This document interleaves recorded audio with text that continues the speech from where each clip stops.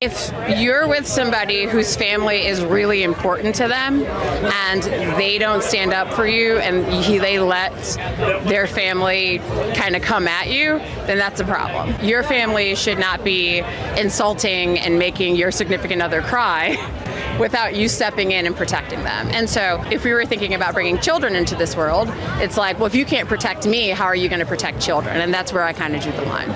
Let's be real. Very few things kills a marriage faster than a man, a husband who won't stand up for his wife.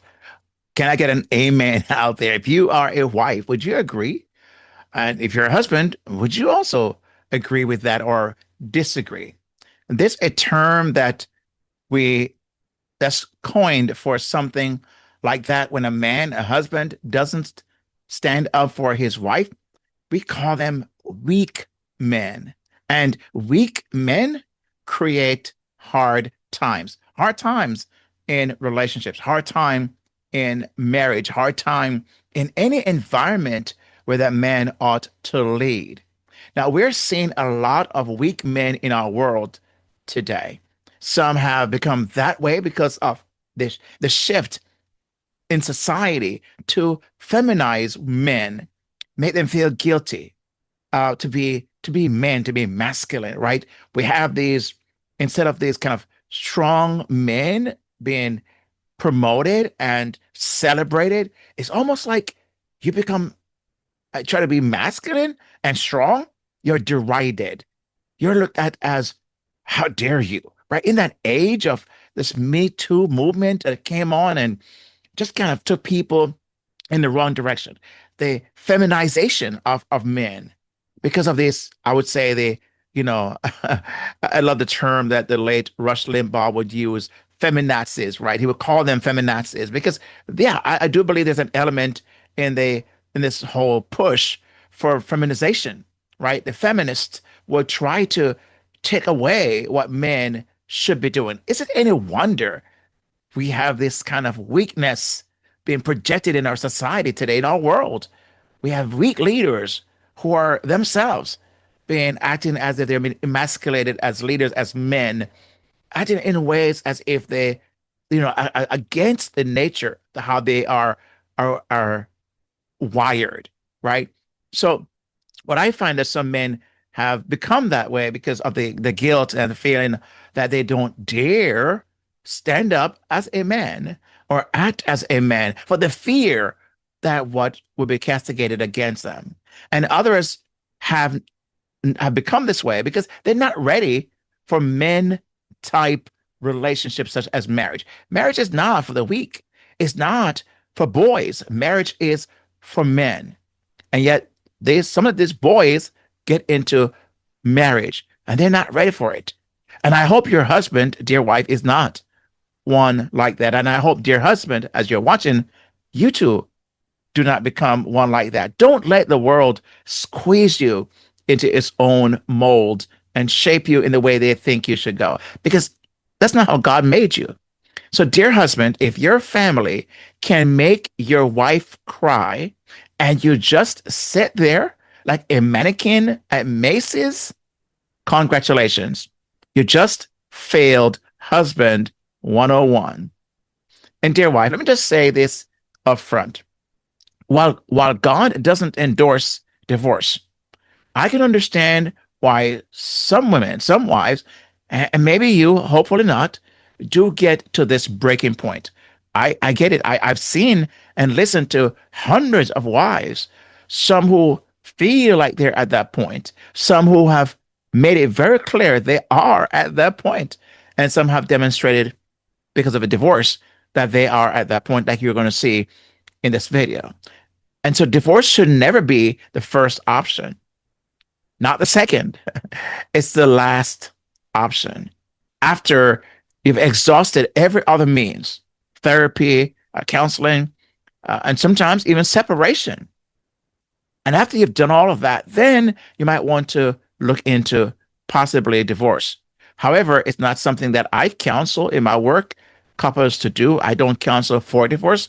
I would help a person walk that through because they make a decision. They themselves have made the decision and seen the necessity of it. And then I'm just there to help them to navigate what they do now. But I don't think that should be the first option. As a matter of fact, I encourage couples to avoid, like the plague, to introduce the word divorce into their marital conversation. Avoid that. The late Billy Graham, one of the greatest evangelists of our times, and his wife Ruth Graham, she was asked the question, "Have you ever considered divorce in your marriage?" And she said, "No, we that's off the table for us."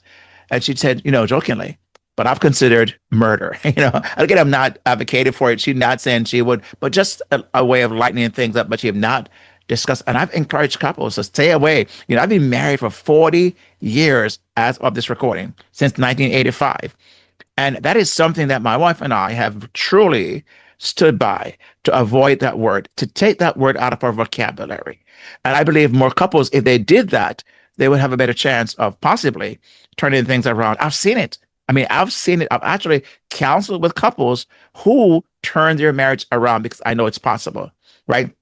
Here's what the Bible says. When you entertain the thought and bring the word divorce into your marital conversation, you are giving the devil a foothold in your marriage. And that's all he needs. All he needs to get a crack in the door. And that's all she wrote, because he's going to go after everything and throw everything at it of why that would be the best thing to do at this point. And the devil is a liar, right? And he's come to steal, kill, and destroy. So he's never going to do something or say anything that's good for you. Hey, by the way, if you're watching this video, this platform for the first time, my name is Kingsley Grant. I'm a licensed marriage and family therapist, certified relationship coach, and a follower of Jesus. Okay, I want to make that very clear. And I've counseled thousands of spouses, many who are like you, over the last 20 plus years. And here's what I've seen. Husbands who won't protect their wives, leave them feeling unsafe, unseen, and unloved. And if you're a wife, would you agree with that? If you do, let me hear in a comment below your thoughts. Would you agree with that statement that when a husband doesn't let you as a wife feel protected, right? Whenever that happens, you feel unseen, unsafe, and unloved. True or true? True or not true? And wives, let me just also say that when you feel unprotected, don't you start feeling or start entertaining thoughts about what life would look like without your husband? Does that cross your mind? And I'd just love to hear your thoughts. I'd love to have this conversation with you. So you're going to see that very same thing playing out in this video in just a few minutes as we walk this through, or talk about what happens when a husband won't stand up for his wife. So stick with me until the end, and because I've also got a something for you, a free booklet that I have put together for wives. It's called Reconnect, a quick guide for wives who feel like they're doing it all. You'll also get invited to my free webinar, How to Reconnect with Your Husband Without Feeling Like You're the Only One Trying. Ooh, yeah, it's possible. So make sure you hit that subscribe button. And if you're so interested, you can go to Build Your Happier Marriage, buildyourhappiermarriage.com/waitlist. And when you click on that and put your information in, I'll send you that booklet right away. And then also when the time comes, invite you to the upcoming webinar and something else that I have planned.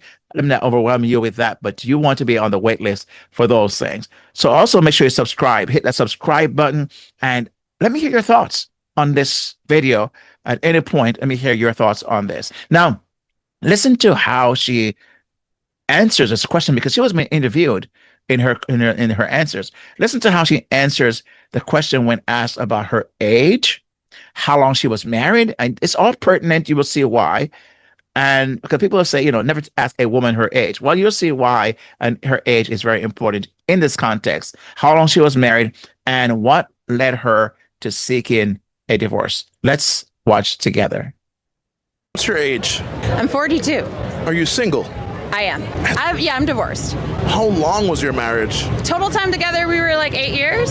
So we divorced. I divorced when I was about like 33, 34. Being with someone for almost a decade, what makes you go, I'm throwing it away? When we met, I was 25, and the basal needs that I had or thought that I needed weren't the same when I hit my mid-30s, and I realized that he couldn't meet that. And so I thought there was happiness for me elsewhere. So basically, she's saying what worked when I was younger stopped working when I grew older. Well, I think that should be expected, shouldn't it? I find sometimes couples that get married and they seem to think that the marriage should never go through changes. Change is one of those constants in life that will always be there and should be there. You don't want to remain the same way you were when you started your relationship, do you? You want to grow, right? So it's not unusual about what she's citing because marriage isn't supposed to stay in its 25-year-old phase, right? It's supposed to grow with you. Would you agree? Right? Would you agree with that? Is yes or yes? But here's the kicker. Unmet needs aren't always about money or romance. Is that true? I know people tend to go there, but it's not always about that. Often it's about loyalty. Do you feel safe and secure? And do you feel so safe, secure, and do you also feel a sense of there's another S word, right? So it's safety, security, and stability. So do you feel any of that in your relationship? Those things are very important, and I believe that builds into loyalty. When she realized, this woman in this video, when she realized her husband wasn't protecting her, everything else started to crumble. That's where her mind began to think, well, if you're not going to stand up for me, then what will happen in the future? Can I trust you? It's a trust issue, right? So, dear husband, let me just throw this out there with some sarcasm. Hopefully, you'll hear it this way. If the only thing you're protecting is your time for watching sports or playing your video games or doing things with your buddies, your boys, then you're on the wrong side of the highway. Just saying, just saying. And she thought that way. She thought that way, as you have seen so far, right? And you're going to see also what those unmet needs that she was describing, what they were. What was her unmet needs? Let's listen in to see what she had to say. What needs was he meeting at 25 that he couldn't meet at 30? We weren't necessarily partners. Sometimes I felt like I was on my own for a lot of things. And I felt like when you're married, you shouldn't ever feel like you don't have somebody that's going to walk with you in life on every single aspect. And I felt like there were some things he was going to walk with me on and other things that he was going to leave me just kind of up the creek. So what's your thoughts? What's your thoughts about what she said about her unmet needs? She made a very interesting comment, right?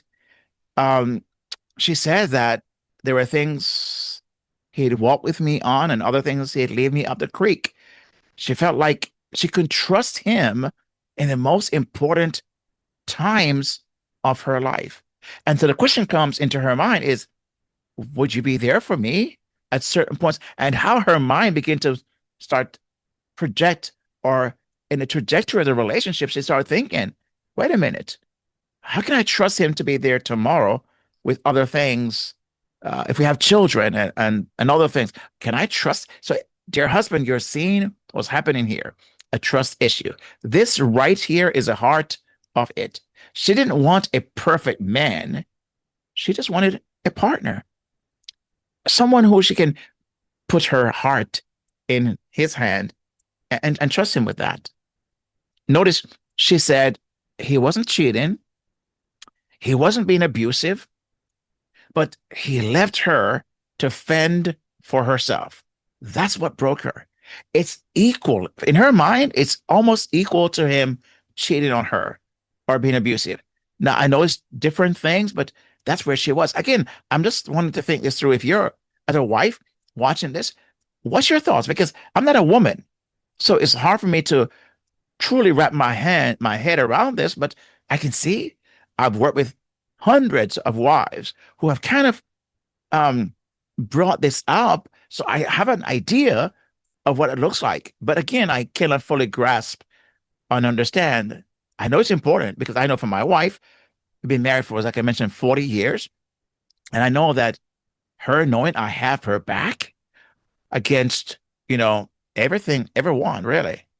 So that's very important. And I believe that's one part of the many aspects of our success in our relationship. Have we had ups and downs? Yes. Have we had our own issues? Yes. Have I had times where I might have seemingly suggested to her by my behavior that maybe I didn't have her back? Yes. But thank God, nothing where it was catastrophic. It was managed. And so if your wife feels like she's fighting with you, dear husband, more than fighting with you on her side or beside her, you're already losing. You're already losing. And I've seen many times where a wife would tell me she'll go to visit her in-laws. And when that husband who have not cut the umbilical cord with his, especially his mom, and when there's something that comes in, and that husband will tell me, I feel like I'm caught between two, a rock and a hard place, right? Because I'm in the middle, he'll say. And if your husband, I'd love to hear your thoughts. If you've ever experienced this, I feel like you're in the middle because you love your family of origin, you love your parents, you love all of that, your siblings and so on. You love your wife, but you're like, what do I do? What decision do I make? Can I tell you what she wants you to do? You want to hear? You want to hear what she wants you to do? You want to hear that my wife would want me to do? Is making certain that I communicate very clearly at that moment that I take her side. I support her. I support her. Now, do I have always gotten it right? No. Sometimes it falls through the crack. But for the most part, she'll know if it does fall through the crack, it's unintentional. But let me also say, dear wife, when that happens, it doesn't mean you dump your husband if he's not Superman. Because there are situations where I understand he is trying to walk a tightrope for a certain reason. And maybe you might have a conversation. This is where a conversation is necessary, right? It's constantly leaving you up the creek. That's a conversation, not a silent resentment. It's time for a conversation. And so, dear wife, make sure you're using facts and not feelings either as you come to this conclusion about feeling like your wife, your husband, doesn't have your back. Because this is important. And I also want to make this point, dear husband, that to understand that this is high on the priority of your wife in her mind. She needs this, right? Because she has a good point. I'm not going to take that away from her. I'm not going to make a case and say, no, I can get where she's coming from. But I don't necessarily think, I don't know how the full backstory, but for the little we've had so far, unless there's other things I can go back to, if I was doing a session with this couple and look at the history of the relationship, I might have a better understanding. But I'm just making general statements because I see this so often. I see this so often where people go here too quickly. Now, I want you to hear and listen how she summarized what she really wanted. And she is speaking for many wives out there. And if you, as a wife, you're watching this, let me know. Is she speaking for you? Is she conveying a message that you have also would like, if you were able to put the words around it, that's what you would want to say about what has happened? I'd love to hear. I can tell you other husbands would love to hear as well, because I think she might be echoing the thoughts of many. So let's listen to how she summarized what she really wanted in this relationship. To do. Are we talking financial or are we talking about loyalty? Loyalty. He wasn't a cheater or anything, but there were certain instances where his family sometimes would be really critical of me, and he would just kind of leave me to fend for myself and not necessarily take my side on certain things. So you kind of felt like your husband at the time should have been able to defend you against his family. Yeah. I protect you, you protect me. It's us against the world. Don't leave the other one behind. No man left behind. There you go. Boom. She nailed it, right? It's us against the world. That's it. It's us against the world. That's marriage, right? That's Genesis 2:24, where God says, right, for this reason, what this reason means marriage, for this reason, a man leaves his father and his mother and cleaves to his wife, right? Leaves his father and his mother, or family of origin, cleaves to his wife, and the two shall become one flesh. It's not me and my family versus you. No, it's you and me. I'm sure your wife is saying, my wife might be saying, no, no, no, honey, it's you and me versus everything and everyone else. That is what marriage looks like. And that's why I say some people have gotten married, some boys, they're not ready for marriage. They're not ready to say no to everything and everyone else. And that's what they say in the vows. The vows include that very thing. I choose you. And I say no to everybody else. That's what you're doing in marriage. But many people do not do that. They do not truly make that the essence of their relationship. So when things come to the thick of things and things happen, this becomes the things they stand on, the foundation. And this includes in-laws and outlaws and every other law, including your family of origin. Yes, it does, right? It includes mommy and daddy. You don't run good to mommy and daddy. No, no. Mommy and daddy ought to understand that marriage is more important because it should be. You're upholding the virtues of marriage. Why get married then? Marriage should be a premier priority. It's God, marriage, children, job, everything else, right? Or is it marriage? I mean, God, marriage, our family, and then work. That's how I think many people have, couples have mixed it up. And some men, husbands and wives too, have it backwards. No, no, no. It's God, marriage, children, and everything and everyone else falls below that. That is how it's God has ordained it. And if we had more of those things and we have more strong men that create strong relationship, we'd have a better world, I believe, today. Marriage is a military unit, right? You fight for marriage. I was counseling with someone who wants to fight for their marriage, and I said, well, based on what you've told me so far, I'm not sure what you're fighting for, because where's the marriage?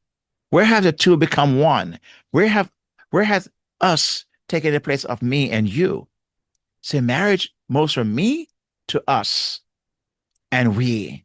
That's the kind of conversation that needs to happen. So if you leave your wife behind on the battlefield, your husband, you've abandoned your post. You abandon your post. So what happens when a husband won't stand up for his wife? Well, we see and heard, hopefully by now, what has happened. She feels unprotected, alone, and eventually she may check out completely, emotionally, physically, and sometimes legally. Legally.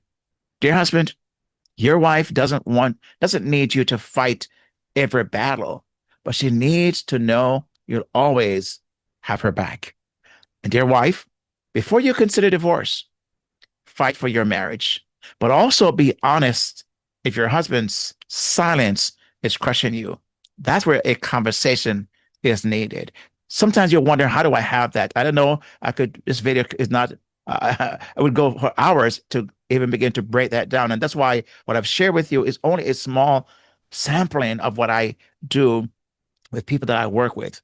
And if you're tired of feeling like you're the only one trying, you want to sign up at the wait list I mentioned earlier and get invited to my upcoming webinar, How to Reconnect with Your Husband Without Feeling Like You're the Only One Trying. And when you do that, you're going to get my free booklet, Reconnect, a quick guide for wives who feel like they're doing it all. And all the links will be in the description that follows this video.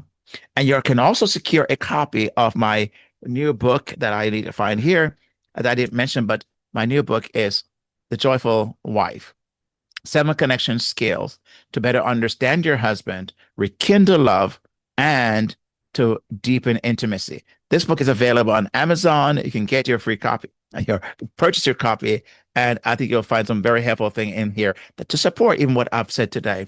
But I will want you to invite you to the webinar though, because I'm going to share some things in that webinar about what it is that could truly help you to to actually put in play most of what you've heard in this video today, right? So here's a question of the day. Would you stay with a man, a husband, who refuses to defend you against his family? Or is that a deal breaker? Let me know your thoughts in the comments and below, and let's have a conversation. And remember to subscribe if you've not yet done so. Hit that thumbs up button and watch this video right here. Right, it's going to pop up in a few moments. Watch this video right here where I show you how a husband goes about what he has done in seeking to protect his wife. You will be surprised, and to the length he went. But you watch that video right here. And may I ask that you share this video with at least one other person? I truly appreciate that. And so may God bless you and keep you and make his face shine upon you. And may your marriage experience all he has for you, both now and always. And I'll see you on the next video. God bless. Peace out.